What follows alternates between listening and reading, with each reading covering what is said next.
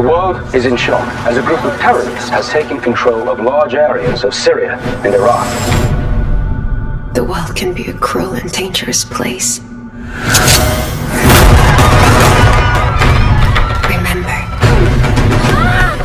even if you're afraid, be strong.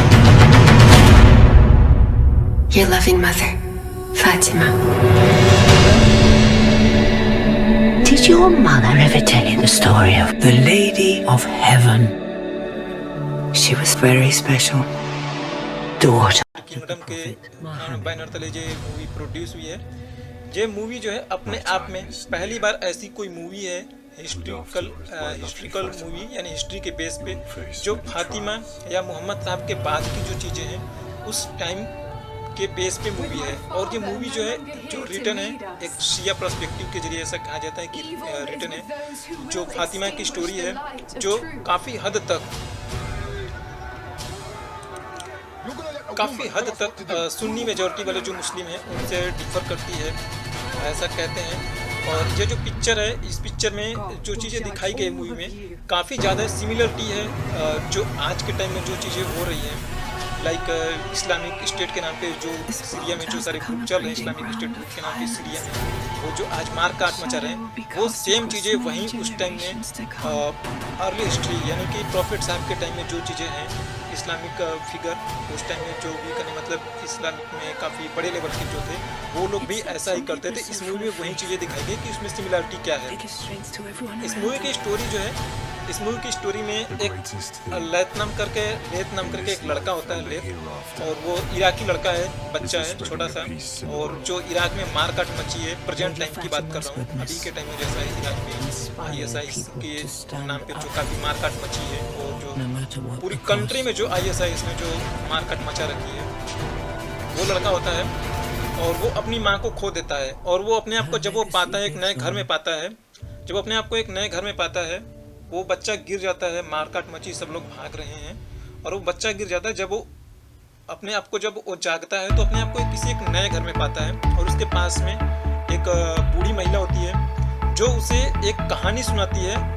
वो जो कहानी है वही कहानी लेडी फातिमा के बारे में है। लेडी फातिमा, सॉरी, जो मैं लेडी फातिमा बोल रहा हूँ, ये मोहम्मद साहब की बेटी है जो फातिमा बीबी, उनके बारे में बता रहा है, यानी कि मोहम्मद साहब की बेटी, और जो शिया पर्सपेक्टिव से है। और वो जो बूढ़ी महिला है वो उसे वो कहानी में बता रही है, समझा रही है कि उस टाइम में जो फातिमा थी वो भी कैसे वो भी फर्स्ट विक्टिम थी। आज के टाइम में जो चीज़ें मच रही जो अभी जैसे इराक में जो मारकाट उस टाइम में मची थी उस टेररिज्म के, वो इन्हीं सब के बारे में बताई गई है। इस मूवी में जो फातिमा बीबी हैं, फातिमा बीबी को जो डिपिक्ट किया गया है उसमें फातिमा बीबी हमेशा एक बुर्के में दिखाई पड़ती है। मतलब उनका वर्चुअल मतलब उनका जो रियल है जो फेस दिखाई नहीं पड़ता है, बट इसमें वो बात करते हुए चलते हुए दिखाई जरूर देती हैं बुर्के में। इसके बारे में थोड़ा सा, जैसे मैंने अभी बोला कि इसके जो राइटर हैं यासिर अल हबीब, ये काफ़ी ज़्यादा मतलब प्रोटेस्ट हो रहा है, तो वो अब यूके छोड़ के अब जाके US में वो शिफ्ट हो चुके हैं। थोड़ा सा इनके बारे में मैं अगर बताऊंगा आपको तो यासिर साहब के बारे में, तो यासिर साहब जो हैं इनका जो बॉर्न कंट्री है वो कुवैत में है। आप यहाँ स्लाइड पे देख सकते हैं। 80s के आसपास इनका, सॉरी 79 में इनकी बॉर्न हुई थी और वो कुवैत में थे। कुवैत में ये खोदाम अल महदी ऑर्गेनाइजेशन के, सॉरी ये मुस्लिम स्कॉलर थे, अभी भी हैं। और ये अल हबीब जो हैं इन्होंने रिलीजियस एक्टिविटी स्टार्ट की थी कुवैत में, दवा पार्टी के जरिए इनका था। फिर इन्होंने कुछ चीज़ें ऐसी बोली जैसे कि उन्होंने ना जो रिलीजियस मुस्लिम में जो है अबू बकर एंड उमर के बारे में इन्होंने काफ़ी सारी चीज़ें बताई और इन्होंने काफ़ी ज़्यादा, जिसके लिए इनको काफ़ी ज़्यादा क्रिटिसाइज किया गया। अबू बकर ये वो वाले अबू बकर हैं जो प्रॉफिट मोहम्मद साहब के एक तरीके से ससुर थे और ये उनके क्लोज एडवाइजर में से भी एक थे अबू बकर। इनका आपने नाम काफ़ी ज़्यादा सुना होगा। जब इन्होंने उनको मतलब काफ़ी सारा उनके बारे में जब चीज़ें बताई अबू बकर और उमर के बारे में, तो इनको बहुत ज़्यादा कंडेम किया गया और काफ़ी ज़्यादा इनको झेलना भी पड़ा। जो भी मतलब बवाल मचा उस टाइम में सुन्नी के जरिए कुवैत में, जो अरबिक बोलते थे सुन्नी कम्युनिटी, और फाइनली इनको अल हबीबी साहब को अरेस्ट कर लिया जाता है। फिर कुछ टाइम के बाद लगभग 2 साल के बाद और इनको फरवरी 2004 में यानी 2004 में फरवरी में इनको रिलीज़ किया जाता है, और जो एनुअल पार्डन के बेस पे इनको रिलीज़ किया जाता है। और एमर ऑफ कुवैत यानी कि कुवैत में एक एमिर ऑफ कुवैत जो काफ़ी मतलब हाई लेवल के पोजीशन होती है, पॉलिटिकल पोजीशन होती है, और उस दिन कंट्री में नेशनल डे होता है, उस दिन उनको पार्डन दिया जाता है। बट वापस से फिर कुछ ही टाइम के बाद, कुछ ही दिन के बाद इनको फिर से री अरेस्ट करने का ऑर्डर दिया जाता है, और इतने में अल हबीब साहब कुवैत छोड़ के भाग जाते हैं, क्योंकि इनको पता लग जाता है कि इनको जो होगा सज़ा होगी वो एब्सटेंसिया की होगी, जिसमें 10 साल की सज़ा होगी, और वो कुछ महीने इराक में गुजारते हैं और ईरान में। फिर वो यूके में वो यूके का असाइलम होता है, वो उसमें जाते हैं, और अब जो उनका है करंट जो रेजिडेंस है वो यूके है। लेकिन इन सारी चीज़ों के बवाल होने के बाद वो अब यूएस में चले गए हैं।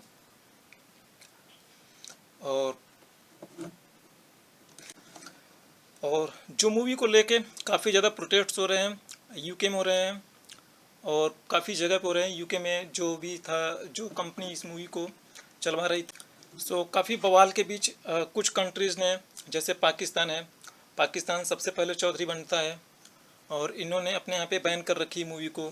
ये वही पाकिस्तान है जिसने इस मूवी को 2020 में इंटरनेट पर, जो पाकिस्तान है इसने, जब ये मूवी आई थी मतलब इसका जब ट्रेलर आया था 2021 में, दिसंबर 2020 में जब इसका ट्रेलर आया था, तो पाकिस्तान की जो पाकिस्तान टेलीकम्युनिकेशन अथॉरिटी है, उन्होंने इसके ट्रेलर को सोशल मीडिया पे ब्लॉक करने की कोशिश भी की थी।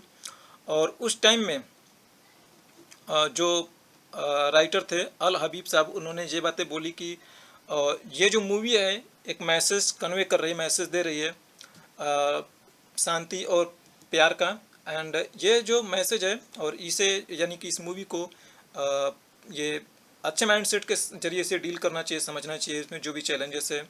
और वो बोल रहे हैं कि मैं निश्चित हूँ कि ये ह्यूमैनिटी के लिए एक अच्छा कदम होगा, जो लेडी फातिमा के फॉलोइंग्स, जो पीस, जस्टिस और इक्वलिटी की बात करेगा, और विल प्रिवेल एंड ट्रम्प, मतलब कि इसका जो पूरा प्रभाव है फैलेगा और ये सब जगह पे विजय होगा या कुछ भी कह लो होगा।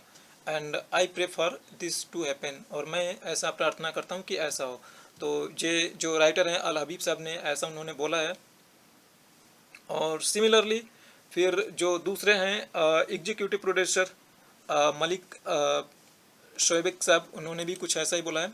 लेकिन मलिक शोएब साहब का जो है ना रिस्पॉन्ड, वो एकदम फुल फ्लो फॉर्म में चल रहे हैं। उन्होंने भाई ट्विटर पे ना गर्दा मचा रखा है। अगर आप उनके ट्विटर को देखो, पढ़ो, वो किसी से डरने उड़ने वाले बिल्कुल नहीं। मैं आपको ट्विटर में उनके कुछ ट्वीट्स दिखा रहा हूँ। मैं उनका एक मैसेज ले लेता हूँ। उन्होंने बोला क्या है, उन्होंने बोला है ना कि कोई भी चीज़ें ना वो हिस्टोरिकली टेक्स्ट, मतलब उसके एविडेंस हैं। और फिर वो आगे ये भी बोल रहे हैं ना कि अगर कोई किसी को ऐसा लगता है कि ना कुछ इसमें गलत है, तो वो आगे आए और उसमें वो हेल्दी कन्वर्जेशन या जो भी डिस्कशन है, जो भी डिफरेंसेस है, उस पर वो बात करने के लिए तैयार हैं। लेकिन अगर आप उनके ट्विटर को देखो भाई, तो उन्होंने ना क्या ज़बरदस्त रिप्लाई दिया, मतलब बिना डरे ज़बरदस्त। उनके किसी को भी देख लो, उन्होंने कुछ ट्वीट्स शेयर किए, मैं आपको दिखा रहा हूँ उनके कुछ ट्वीट्स। आप देखोगे तो बोलोगे भाई सही में बंदा हो तो ऐसा। तो देखो उन्होंने यहाँ पर ना यूके गवर्नमेंट को भी बोला हुआ है, सबकी भाई लंका लगा रखी इन्होंने। और जो भी मतलब इस फिल्म को लेके विरोध कर रहे हैं, उन सब की इन्होंने लंका लगा रखी है। इन्होंने बोला है ना कि यू हैव करेज्ड, इन्होंने साफ साफ बोला, you have encouraged a campaign to prevent cinemas from screening the film Lady of Heaven, let us be a lesson for all you. So इन्होंने बोला है कि जो तुम लोगों ने जो कैंपेन चलाया है ना मूवी को रोकने के लिए, स्क्रीनिंग के लिए, रिलीज होने के लिए, आओ हम तुम्हें एक सबक सिखाते हैं। और देखो मैं इनके ट्वीट्स दिखा रहा हूँ, इन्होंने किसी को भी नहीं छोड़ा, इन्होंने सबको रिस्पॉन्ड दिया है, ज़बरदस्त रिस्पॉन्ड दिया है। आप ट्विटर पे उनका ट्वीट देख सकते हो और इनको काफ़ी लोग सपोर्ट भी कर रहे हैं। और अगर आप ट्विटर पे देखो तो इन्होंने ना जो भी मतलब चीज़ें चल रही हैं उनका हर एक चीज़ को ट्विटर पे इन्होंने बहुत अच्छे से लिखा है। मतलब आप देखोगे तो लगेगा भाई बंदे में बिल्कुल सच में ज़बरदस्त गट्स है, बिल्कुल बिना डरे। कुछ कंट्रीज हैं जिन्होंने इस मूवी को अपने यहाँ पे बैन किया है, जैसे इजिप्ट हो गया और पाकिस्तान, इन दोनों कंट्री ने अपने यहाँ पे बैन किया है। तो ये दोनों कंट्री तो भाई हमेशा इनका कोई लेना देना नहीं होता, जब भी चाहे किसी को, इवन वो क्रिकेट न्यूज़ चैनल तक को बैन करने पे आ जाते हैं। तो इन कंट्रीज़ की कोई वैल्यू नहीं। ईरान वैसे ही रोता रहता है, खाने के लाले पड़े हैं। इस मूवी पे उन्होंने एक कानून बना रखा है कि अगर ये मूवी कोई इराक में चलाएगा तो उसके ऊपर लीगल एक्शन होगा। मतलब यार इनको क्या कहूँ, वो डेथ की सज़ा है जो कुछ है, तो इनको कुछ दुनियादारी से लेना देना नहीं है। मतलब इनकी भी सोच एकदम वही वाली है जो 800-1400 साल पहले वाली थी।